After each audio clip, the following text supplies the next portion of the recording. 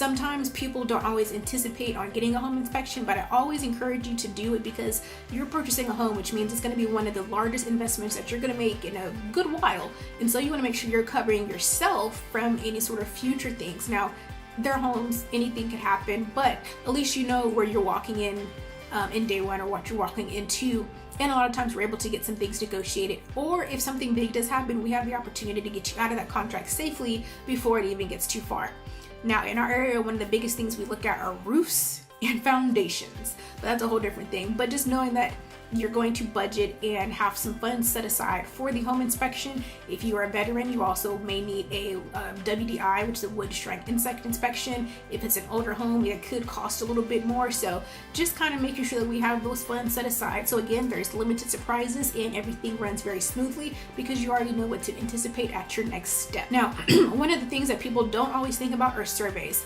A lot of times sellers already have their survey, maybe from their previous one, or they're going to cover it. But if not, that is another closing cost expense, and surveys can get very expensive.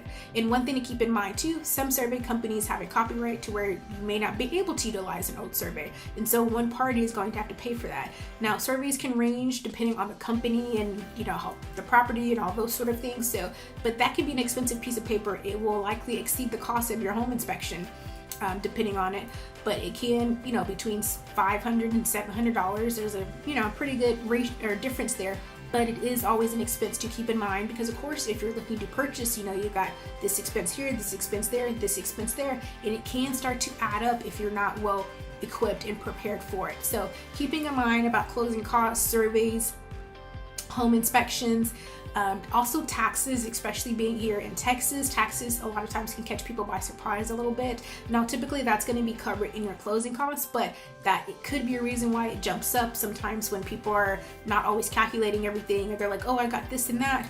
You also have to consider property taxes. Now, when in the year you close on a property could be good for the seller, could be good for the buyer, and depending on how much is collected.